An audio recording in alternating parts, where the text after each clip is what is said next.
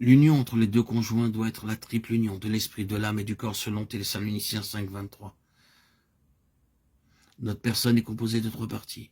Que le Dieu de paix vous sanctifie lui-même tout entier et que tout votre être, l'esprit, l'âme et le corps soient conservés irréprochables lors de l'avènement de notre Seigneur Jésus-Christ. Dans Ecclésiaste 4.12, nous lisons « La corde à 3 fils ne se rompt pas facilement ».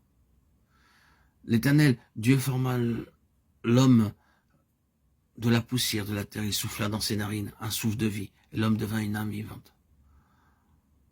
Voyons de quoi sont composés le corps, l'âme et l'esprit. Les os, les muscles, le sang composent le corps.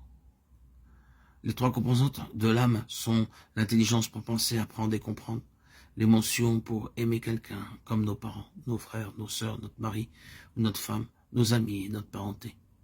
La volonté pour prendre des décisions. Dieu a donné à chaque être humain une libre volonté par laquelle il peut dire oui ou non. Il ne forcera personne.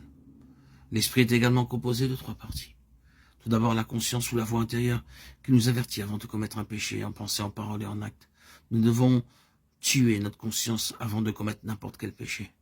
Supposez que je veuille dire un mensonge, ma conscience m'avertit disant « Fais attention, ne dis pas de mensonge. » Mais je dis à ma conscience « Toi, reste tranquille. » Cela signifie qu'en apportant la mort, nous commettons un péché.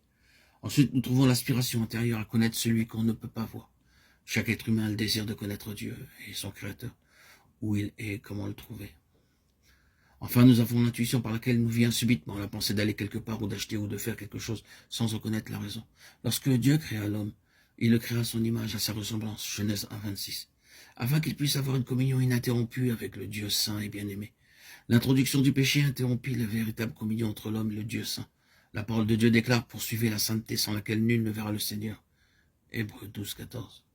Ainsi nous lisons dans 1 Pierre 1,16 « Soyez saints car je suis saint ». Et encore dans Matthieu 5, 8 « Heureux ceux qui ont le cœur pur car ils verront Dieu ».